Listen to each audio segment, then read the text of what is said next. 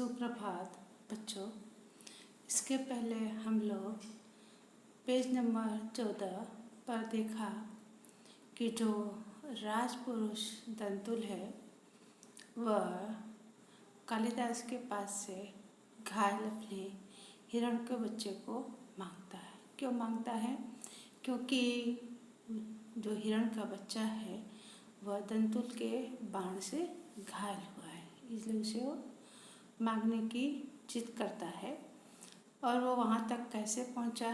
वहाँ तक वह हिरण के बच्चे का जो रक्त है, खून, उसके बिंदुओं से, उसके टीपे टीपे से बराबर वहाँ जो गिरा हुआ जो रक्त था उसी सन्मान लगा कर वो कालिदास ने मल्लिका के घर वो पहुँचता है।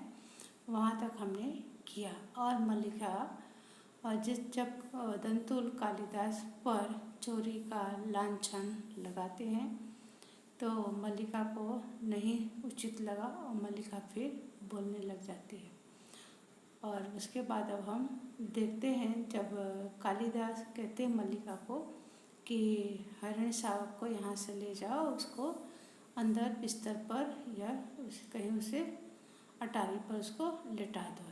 इतने में फिर अंबिका जो है वो मल्लिका की माँ है, बराबर। तो हम पढ़ेंगे पेज नंबर 15। तो जब जैसे मल्लिका हिरण के बच्चे को लेकर जाती है तो अंबिका कहते, अंबिका कौन है? मल्लिका की माँ है। वह कहती है इस घर के तल्प और अस्तर हिरण शावकों के लिए नहीं है। अस्तर यानी बिस्तर जो है और तल्प यानी अटारी। अटारी यानी जिसे हम लोग कहते हैं माड़िया वगैरह, उसे, बराबर। तो कहती है कि यहाँ जो अटारी है या जो बिस्तर है वो हिरण के बच्चों के लिए नहीं है। मल्लिका कहती है तुम देख रही हो माँ, यानी क्या कह रही है? देख रही यानी कि हिरण का जो बच्चा है वो क्या है? घायल है, बराबर, वो बहुत पीड़ित है। तो अंबिका कहती है हाँ देख रही हूँ, इसलिए तो कह रही हूँ तल्प और अस्त्राण मनुष्यों के सोने के लिए हैं, पशुओं के लिए नहीं। कि जो यह बिस्तर है और अटारी है वह मनुष्य लोगों के लिए है, पशुओं के लिए नहीं है। इस बिस्तर पर सिर्फ कौन सो सकता है? इस बिस्तर पर सिर्फ मनुष्य सो सकते हैं। यानी कि जो अंबिका है, अंबिका को कालिदास का जो बर्ताव, जो व्यवहार है वो अंबिका को अच्छा नहीं लगता है, उन्हें पसंद नहीं है। तो इतना सुनते ही कालिदास कहते हैं इसे मुझे दे दो मल्लिका, यानी मल्लिका के पास से कालिदास हिरण के बच्चे को ले लेता है। दूध का भाजन नीचे रख देता है और बढ़कर, भाजन यानी बर्तन, कि जिस बर्तन में मल्लिका दूध लेके आई थी हिरण को पिलाने के लिए, वह बर्तन उसे नीचे रख देते हैं। और बढ़कर हिरण शावक अपनी बाहों में ले लेता है। कौन ले लेता है? कालिदास। किसके पास से? मल्लिका के पास से हिरण के बच्चों को अपने दोनों हाथों में उसे समेट लेते। इसके लिए मेरी बाहों का अस्त्रण ही पर्याप्त है। यानी कि मल्लिका की जो माँ है अंबिका, अंबिका की बात सुनते ही कालिदास को ठीक नहीं लगा और अपने बाहों का ही, अपने दोनों बाहों को क्या उसे समेट लेते हैं, किसी हिरण के बच्चों को, कि मेरी बाहें ही क्या इसके लिए काफ़ी बिस्तर है, काफ़ी पर्याप्त है, मैं इसे घर ले जाऊंगा। यानी कालिदास अपने घर लेकर वहाँ से जाते हैं। कहाँ से? मल्लिका के घर से निकलते हैं, द्वार की ओर चल, द्वार यानी दरवाजे से बाहर। दंतुल और राजपुरुष दंतुल तुम्हें ले जाते देखता रहेगा। यानी जैसे ही कालिदास दरवाजे से बाहर निकलते हैं अपने घर की तरफ जाने के लिए, तो दंतुल कहते हैं कि राजपुरुष यानी राजा का पुत्र, बराबर, वह तुम्हें यहाँ से ले जाते देखता रहेगा कि शिकार मैंने किया, इस हिरण को बच्चे को मैंने मारा और तुम इसको यहाँ से लेकर जाओगे और मैं यहाँ खड़ा क्या सब कुछ देखता रहूँगा। यानी कि यहाँ पर उन्हें अच्छा लगता नहीं है। किसे नहीं अच्छा लग रहा है? यहाँ पर जो राजपुरुष कौन है? राजपुरुष यहाँ पर कौन है? दंतुल। बराबर। दंतुल क्या सब अच्छा लगता नहीं है कि मैंने शिकार किया और मेरे शिकार को यहाँ से लेकर के जाएंगे। बराबर। उसके बाद आगे कहते हैं कि हाँ, कालिदास वह राजपुरुष की रुचि पर निर्भर करता है। रुचि यानी उसका अर्थ होगा पसंद की। उसका अर्थ क्या होगा? पसंद की।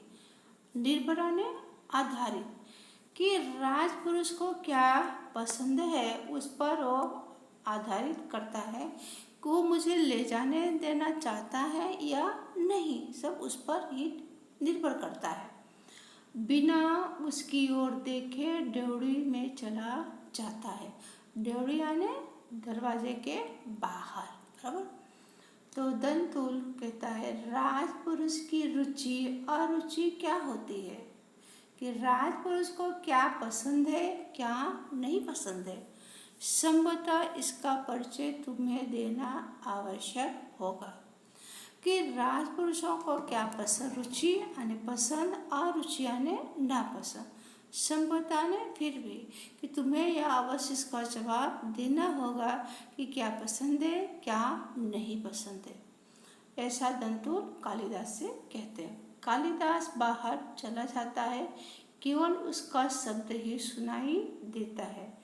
क्या सुनाई देता? संभवतः। संभवतः इतना बोल के वहाँ से बाहर चले जाते, और उसी शब्द को यहाँ पर दंतुल ने भी क्या किया? दोहराया। कौन सा शब्द? संभवतः। बराबर। और फिर जैसे कालिदास हिरण के बच्चे को लेकर बाहर निकलते हैं तो दंतुल को क्या बड़ा गुस्सा आता है। बराबर। क्या उन्हें बड़ा गुस्सा आता है, और वो क्या करते हैं कि तलवार की मूठ पर हाथ उसके पीछे जाना। जो उनके हाथ में जो तलवार है उस तलवार को क्या करते हैं? उसे खींचते अपने उसको हाथ में पकड़ लेते हैं। मल्लिका शीघ्रता से द्वार के सामने खड़ी हो जाती। शीघ्रता ने तुरंत फौरन जल्दी से दरवाजे के पास आकर खड़ी हो जाती। क्यों खड़ी हो जाती है? क्योंकि हो न हो ऐसा कहीं दंतुल क्या कालिदास पर प्रहार न कर दे। है। तो मल्लिका कहती है ठहरो राजपुरुष, ठहरो आने रुक जाओ। हरिण शावक के लिए हट मत करो। हट आने जिद, कि हिरण के बच्चे को पाने के लिए तुम जिद मत करो। तुम्हारे लिए प्रश्न अधिकार का है, उनके लिए संवेदना। संवेदना ने सहानुभूति, जिसे हम कहते हैं हमदर्दी, एक अपनापन। बराबर। तो यहाँ पर मल्लिका क्या कह रही है? मल्लिका यहाँ पर यह कह रही है कि राजपुरुष तुम ये रुको। क्यों रुको? क्योंकि तुम्हारे लिए जो है, किसके लिए? तुम जिसके लिए हट कर रहे हो, जिद कर रहे हो, बराबर, कि वह कालिदास के लिए क्या है? कालिदास के लिए वह संवेदना का है। बराबर। तो कालिदास क्या है कि कालिदास यह बताए तुम्हारे लिए प्रश्न अधिकार का है, उनके लिए संवेदना। कालिदास निशस्त्र ने नहीं, शस्त्र ने हथियार, कि कालिदास के पास किसी भी तरह का हथियार नहीं है। यहाँ पर मल्लिका हथियार की बात क्यों कर रही है? क्योंकि दंतुल के हाथ में क्या है? तलवार है, और कालिदास के हाथ में तलवार नहीं है, हिरण का बच्चा है। तो मल्लिका के तुम्हारे शस्त्र की चिंता नहीं करेंगे, कि तुम्हारे पास शस्त्र है, उनके पास शस्त्र नहीं है। कालिदास को शस्त्र के भी जरा भी चिंता, जरा भी परवाह नहीं है। यह बात यहाँ पर मल्लिका किसे समझा रही है? राजपुरुष दंतुल को समझा रही। बराबर। उसके बाद फिर देखते हैं कि दंतुल कहते हैं कालिदास तुम्हारा अर्थ है कि जिनसे हरिण शावक के लिए तर्क कर रहा था वह कवि कालिदास। यानी कि जैसे ही दंतुल ने मल्लिका के मुंह से किसका नाम सुना? कालिदास। तो कालिदास का नाम सुनते ही दंतुल आश्चर्य में पड़ गए। क्या वही कालिदास है? कौन से कालिदास? जिसके साथ मैं क्या हिरण के बच्चे के लिए मैं जिद कर रहा था, वही है। बराबर। तो यह सुन करके तो मल्लिका कहती है हाँ, क्या कहती है मल्लिका, हाँ, परंतु तुम यह कैसे जानते हो कि कालिदास कवि है, बराबर। तो कालिदास का नाम किसके साथ संबोधन किया, बराबर। आगे क्या, कवि कालिदास, बराबर। यहाँ पर दंतुल ने ऊपर लाइन देखेंगे कि कवि कालिदास है, कि जिस हिरण को बच्चे को मैं पाने के लिए उनके साथ क्या दलील कर रहा हूँ वे कवि कालिदास है। तो मल्लिका दंतुल के जबान से कवि नाम सुनते ही उसे अचंभित हो जाती है कि तुम कैसे जानते हो कवि कालिदास को। तो दंतुल कैसे कहते हैं, दंतुल क्या कह रहे हैं कि मैं उन्हें कैसे जानता हूँ। तो उज्जैनीय राजसभा, बराबर, उज्जैनीय राजसभा, बराबर, प्रत्येक व्यक्ति ऋतु संहार के लेखक कौन, कालिदास को जानता है, कि प्रत्येक व्यक्ति क्या कालिदास को जानता है। किससे जानता है, ऋतु संहार, कि ऋतु संहार जो रचना है वो रचना किसके नाम से प्रसिद्ध है, कवि कालिदास के नाम से। उज्जैन के राज्यसभा के हर एक व्यक्ति ने जानता है कवि कालिदास के नाम से। मल्लिका, बराबर, उज्जैनी की राज्यसभा का प्रत्येक व्यक्ति उन्हें जानता है। यानी जब उज्जैनी की बात आई तो मल्लिका यह सुनकर के क्या आश्चर्य में पड़ गई, उज्जैनी के राज्यसभा हर के व्यक्ति कवि कालिदास को जान रहा है। तो दंतुल कहते हैं सम्राट ने स्वयं, कौन से सम्राट, उज्जैन राज्य के सम्राट, बराबर, कि उज्जैन राज्य के सम्राट ऋतु संहार पढ़ा और उसकी प्रशंसा की, बराबर, कि उज्जैन के जो सम्राट उन्होंने क्या, उन्होंने पढ़ा, क्या पढ़ा, ऋतु संहार पढ़ा और उन्होंने उसकी तारीफ भी की है। कि कह रहे हैं इसलिए आज उज्जैनी का राज्य ऋतु संहार के लेखक का सम्मान करना और उन्हें राज कवि का सम्मान देना चाहता है। कौन देना चाह रहा है, उज्जैनी के सम्राट जो राजा हैं, और कालिदास की जो लिखी हुई जो रचना है कौन सी, ऋतु संहार, उसे राजा ने, सम्राट ने उसे पढ़ा और उसे अपने साम्राज्य में कवि कालिदास को क्या सम्मान देना चाहते हैं। और उसी अवसर पर कौन आ रहे हैं, आचार्य वररुचि, बराबर, के उद्देश्य से उज्जैनी यहाँ आ रहे हैं, कि आचार्य भी वहाँ पर आए हुए हैं, आने वाले हैं, कहाँ पर, उज्जैन में।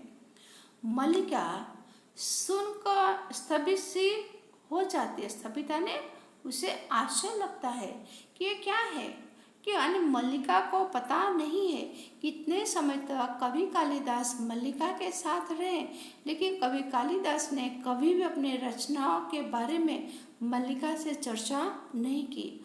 और जैसे मल्लिका को पता चलता है कि कालिदास को उन्हें सम्मान मिलने वाला है तो वह आश्चर्य में पड़ जाती है। तो मल्लिका कहती है उज्जैनी का राज्य उन्हें सम्मान देना चाहता है, राज कवि का आसन। और मल्लिका को आश्चर्य लगता है कि ऋतु संहार जो रचना लिखी गई है वह उस रचना को उज्जैन के राजा ने पढ़ा और पढ़ करके और उन्हें सम्मान देने की बात की जा रही है। दंतुल कहते हैं मुझे खेदाने दुख है कि मैंने उनके साथ अशिष्टता ने उद्दंडता यानी गलत व्यवहार किया। मुझे जाकर उनसे क्षमा मांगनी चाहिए कि मैंने कालिदास के साथ क्या किया है, बहुत गलत व्यवहार किया है और मुझे पता नहीं था कितने महान कवि के साथ मैं क्या कर रहा हूँ, मैं बहुत बड़ी गलतियाँ कर रहा हूँ, बराबर। तो यहाँ पर ये कहना चाहते हैं कि मुझे हमेशा अपने वाणी और व्यवहार में क्या ध्यान रखना चाहिए। तो हर एक व्यक्ति जब भी हम किसी के साथ बात करते हैं तो हमें उतना ध्यान रखना चाहिए, हमें पता हो या ना पता हो, लेकिन इतना हमें छोटे बड़े का अदब रखना चाहिए। कहते हैं कि जिस तरह बाण से किसी व्यक्ति को घायल कर दो तो उसका इलाज हो सकता है, लेकिन सब मुंह के शब्दों से किए गए जो वार होते हैं वो कभी उसका इलाज होता नहीं है। तो जिससे दंतुल को अपने किए पर पछतावा हो रहा है, तो उसी तरह हमें भी कभी भी जान करके किसी भी व्यक्ति के साथ ऐसा गलत व्यवहार नहीं करना चाहिए। अपने वाणी पर, अपने व्यवहार पर हमेशा ध्यान रखना चाहिए। तो बच्चों, आज यहाँ यह पाठ समाप्त हुआ, महाकवि कालिदास का प्राणी प्रेम, बराबर। तो आने वाले समय में इस पाठ की हम चर्चा करेंगे और आपको इस पाठ के शब्दार्थ लिख करके भेजूंगी, उसे अपनी कॉपी में लिखना है। और बच्चों, आप लोग अपनी कॉपी में जो भी मैं आप लोगों को लिखने के लिए देती हूँ उसको समय समय पर लिख करके मुझे भेजते रहिए, बराबर, कि जिससे आपका काम भी थोड़ा कम होता जाएगा। धन्यवाद।